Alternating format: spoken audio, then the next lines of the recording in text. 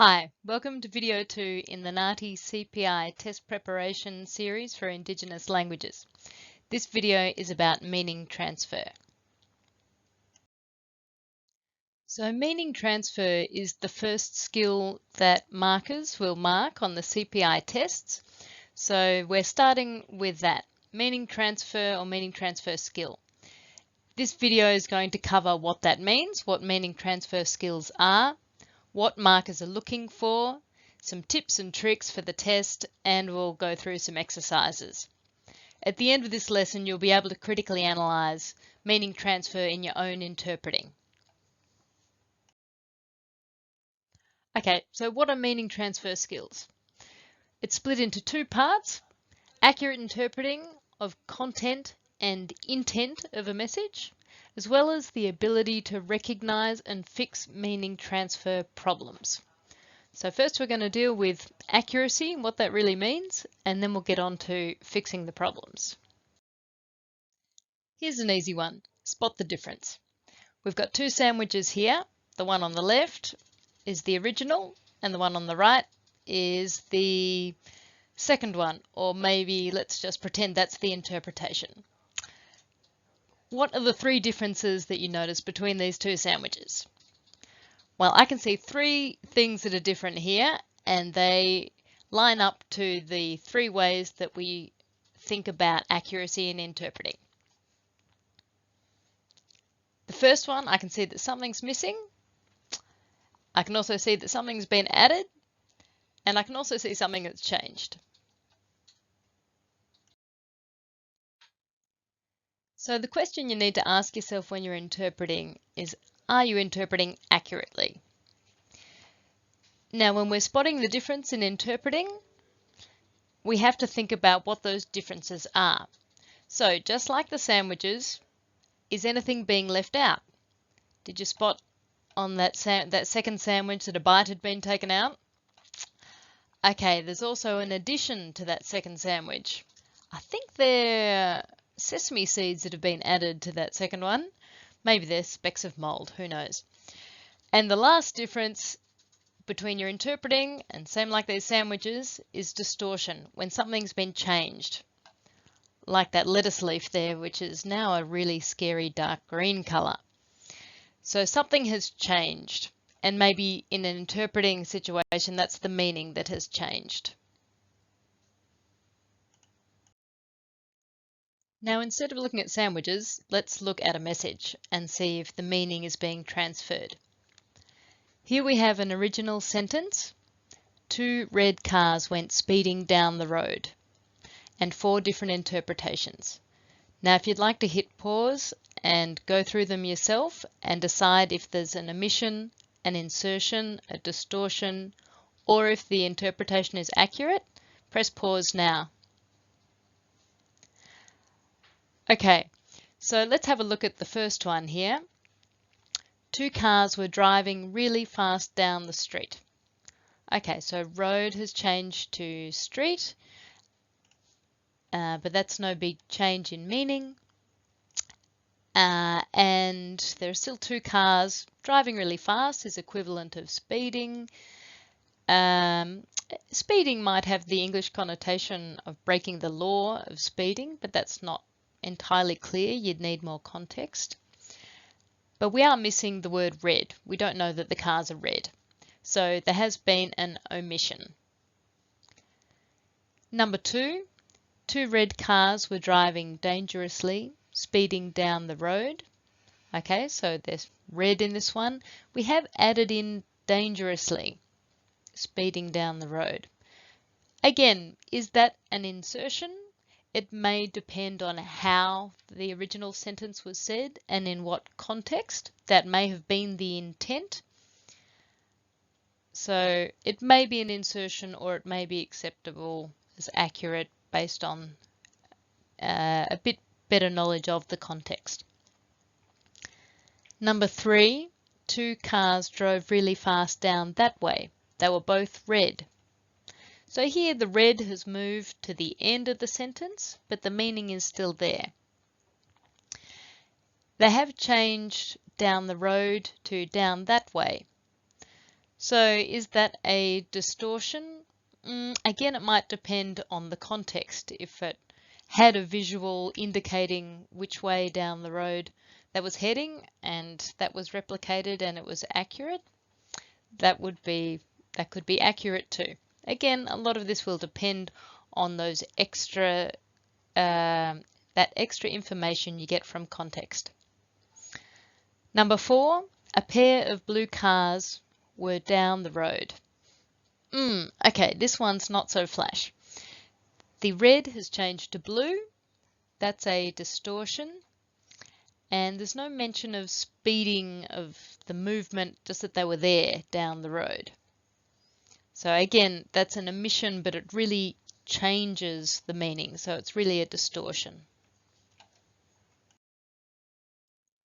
Okay, so like we've just seen with some of those distortions or omissions or additions, there's a bit of a whoops there. But so what? Now we have to think about whether the difference is a major or minor inaccuracy.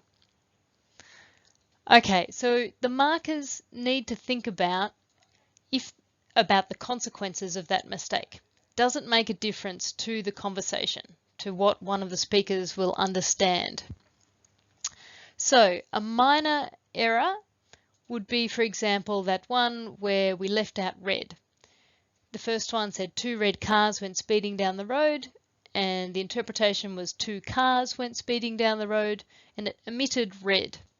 Unless the colour of the car was an absolute vital detail the police were trying to interrogate, normally that wouldn't be a big difference and it wouldn't change the outcome of the conversation or general understanding. So that's a minor error.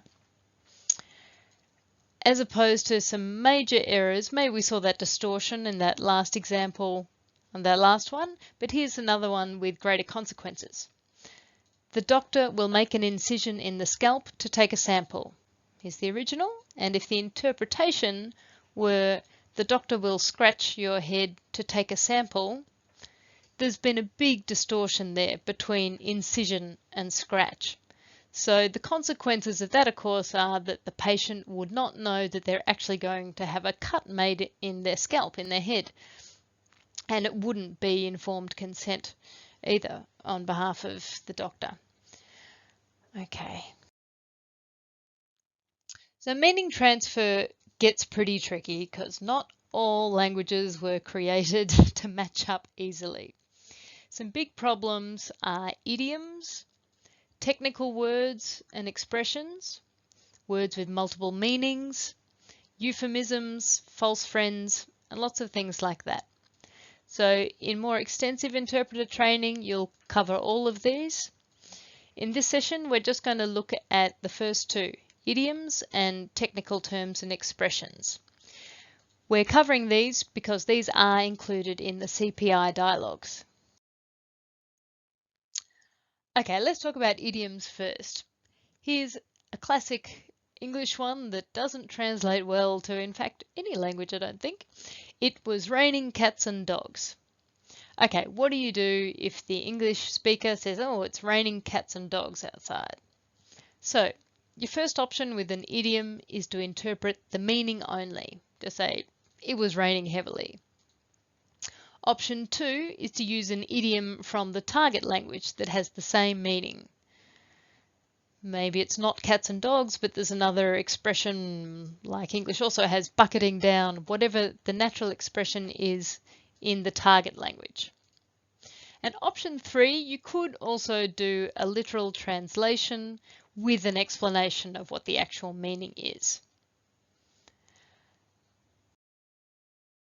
Okay, let's do a little bit of practice here. First one, we better get a rig along.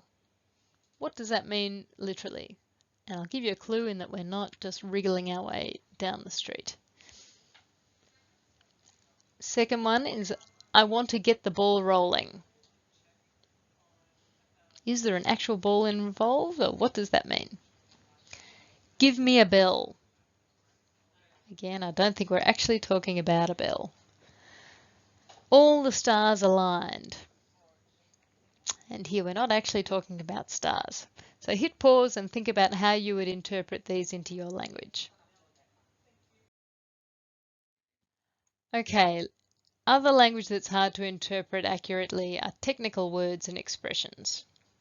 And every workplace has them, and the CPI test will have words that are challenging to interpret because they come from workplaces. Each one of the dialogues will be based in a clinic, or it might be a police station or a Centrelink office. Whatever it is, each of those areas will have their own technical words that they can't avoid using. It's part of their everyday dialogue. So again, your options are you can interpret the meaning only. Option 2, you can borrow the English word and explain it. And option 3, you can borrow the English word and then ask the English speaker to clarify.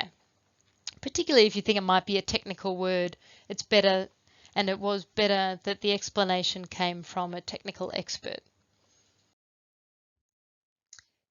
Just an extra note on borrowing English words. I want you to think about why you use English words in your language interpretations, because we often do, and for many different reasons. Maybe it is a word that is commonly used. It's just become part of everyday use in the language. Or maybe there isn't a direct equivalent and it's a word that will come up in people's lives frequently. I remember when the word basic card became part of everyday use. And then you need to ask yourself this really important question. If you're using the English word, do all language speakers use it? And do they understand the full meaning of this word? Here's a few to practice on. Okay, we talked about those 3 different options of how you can deal with them. This is from police vocabulary. So the police are holding him in custody. How would you interpret in custody? Would you borrow the term? Would you explain it? Would you borrow it and ask the policeman to explain? Or do you have a direct language equivalent for it? They laid 2 charges. He can call a lawyer. He will be released on bail. So hit pause if you want to have a go at those by yourself. For that first one, I would suggest that in custody, if you already know what it means that the police are holding him at the police station, in the lockup, that you could just interpret the meaning. The police are holding him at the lockup. They laid 2 charges.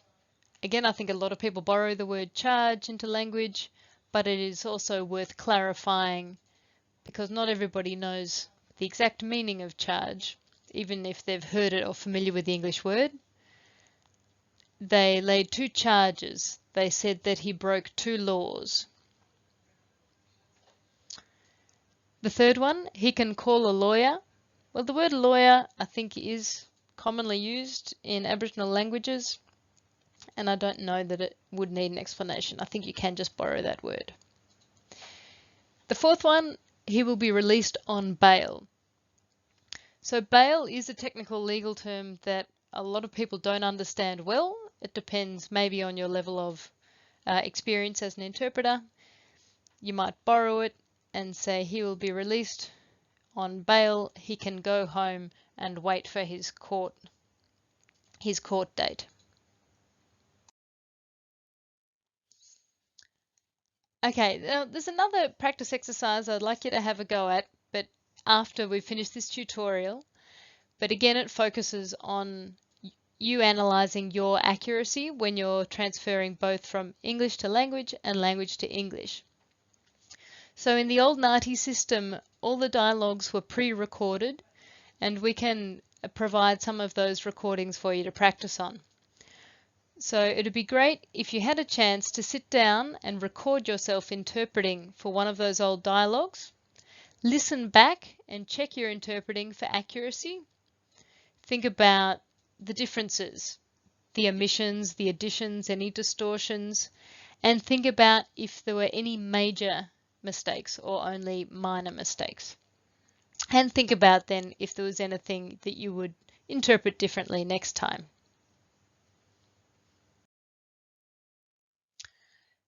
So let's get down to what markers will be looking for. Obviously, they're looking at accuracy, what we've just been talking about. They're going to be looking at how many inaccuracies there were in your interpretations, and they're going to be looking at what kind, the major or minor. Did they affect the dialogue or not? But that's not all. Because this is a live role play, they're also looking at how you fix meaning transfer problems.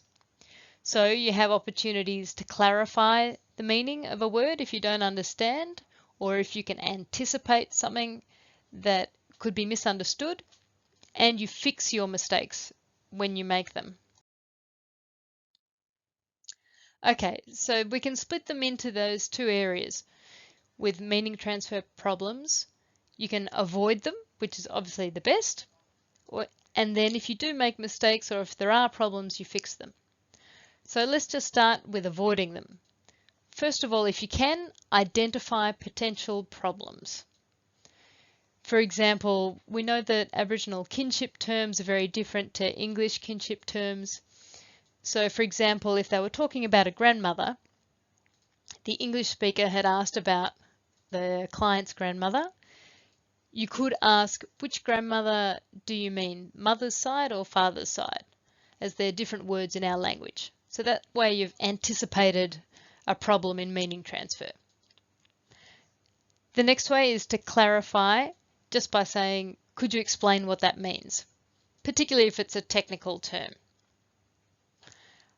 Okay, now problems still happen after you've interpreted. Maybe you've interpreted wrong, or there was something that could be quite easily misunderstood. You need to fix them. Recognize your mistake or the misunderstanding and correct it. There's no shame in having made a mistake. The real skill is in fixing that. So you could say something like, sorry, I interpreted grandma as mother's mother, but it's actually her father's mother. So you've picked up where the problem was and sorted that out. Or you just got it wrong the way you heard it first time. You could clarify and say, sorry, did you say last week or last month? Because maybe you accidentally got it wrong. And that actual last example comes from this video. We've got a demonstration video that you can watch after this tutorial, again of the Arabic interpreter interpreting in a, I think it's a Centrelink dialogue.